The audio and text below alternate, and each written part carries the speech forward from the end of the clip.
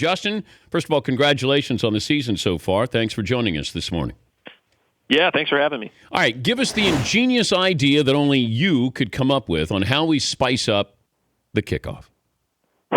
Well, I think the idea is a collaborative effort, and I think anybody that's got a kickoff guy or a kicker with a strong leg would be in favor of it. It would, the idea would be that if you split the uprights on a kickoff, you get a point or you get rewarded for it in some way. I mean, I've heard the version I like is you split the uprights, you get a point.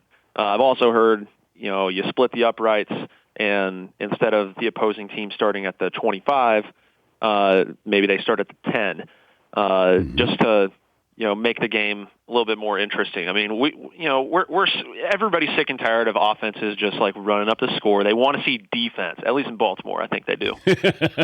Well, they're not seeing a whole lot of offense other than your right foot in Baltimore. Well, I don't know about all that. I think we're on the right track. We're all on the right track. Okay, how often could you split the uprights on a kickoff? What would your percentage be? I mean, it would be hard to say, a specific number, but I mean, shoot, if I had to throw one out there, maybe like, 1 out of every 5 if the weather's all right and the field's good. But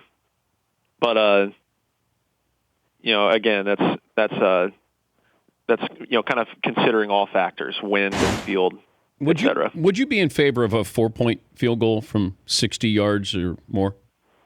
No, I don't think so, because then you fundamentally change the game. I mean, a team would, they could conceivably stop a drive at the plus 42-yard line just so they could get 4 points. I mean, people want to see the ball moving down the field. Myself included. I mean, when the ball is closer, it's easier to make. And, this isn't basketball. I mean, we don't need to, add a 4-point line. I think that fundamentally changes the game, and I don't think we need to do that. Have kickers become too influential? I don't think so at all. I think as the game evolves, there's, to kind of touch on a broader point, a lot of people have this idea, this stigma about kickers, that kickers aren't real football players. But I dare to say that if you looked at pretty much every team in football right now, and you looked at their score, their box score for each and every one of their games, and you added it all up, their kicker is probably their leading scorer. And in a game where points win, you want a guy scoring points. So I think as the game evolves, you'll see, especially with the PAT rule change coming into last season, you'll definitely see the kicker being a more integral part of the game. And moving forward, I hope that's something that continues. I think it's a really cool opportunity for specialists. He's Justin Tucker, the Ravens. He's 27 of 27 this season. Are you superstitious?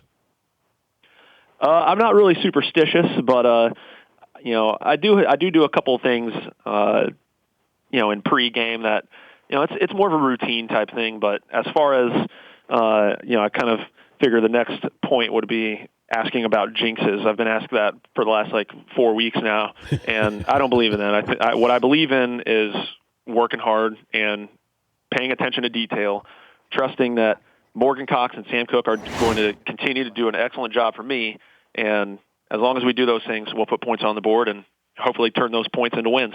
What do you think when coaches try to freeze a kicker?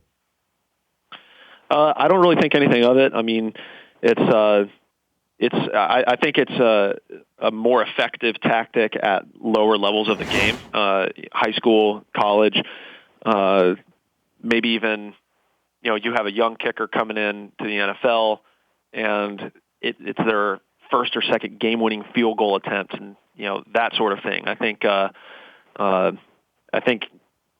professional football players are mature enough to manage those situations and navigate them, and being able to perform. Do kickers have posters of other kickers on their walls growing up, like fatheads or something?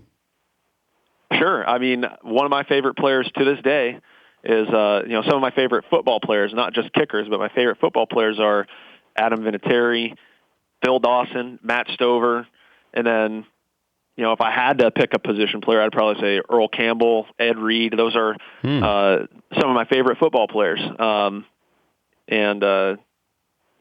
Just from my perspective, seeing a guy like Adam Vinatieri, who's done so well, continues to do well for such a long time, it's really inspiring. And then to be able to come through in the clutch as big time as he has in his career, that's definitely something that if you're a young athlete, I think anybody can admire that. Who's the last kicker you'd want to get into the octagon with? Into the octagon? Yeah. Well, after doing his notorious Conor McGregor strut after landing a punt inside the 10, it might have to be Pat McAfee. I mean, the guy's a beast. What can I say? But if I was going to really be serious here, I'd probably have to say my own teammate, Sam Cooke. He is an underrated, sneaky athlete, strong as an ox. I would not want to have to get in the octagon with him.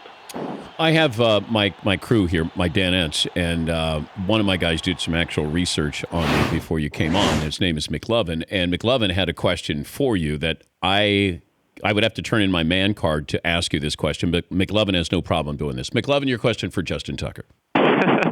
So there's some pictures on the internet where you and your buddies, who you call the Wolf Pack apparently, are sitting around watching a TV show, and it happens to be The Bachelorette, which I love, and everyone here makes fun of me. Are you a Bachelor? Are you part of Bachelor Nation?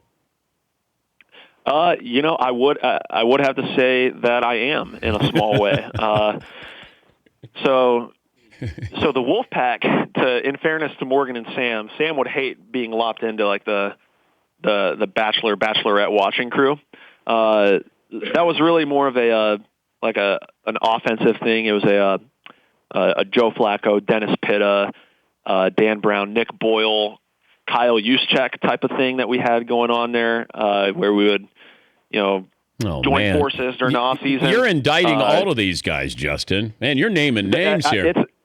I don't think it's an indictment. I mean, I think, any confident man who watches The Bachelor or The Bachelorette, they can, I can say that I watch it just for this last season, I was Team Chad all the way.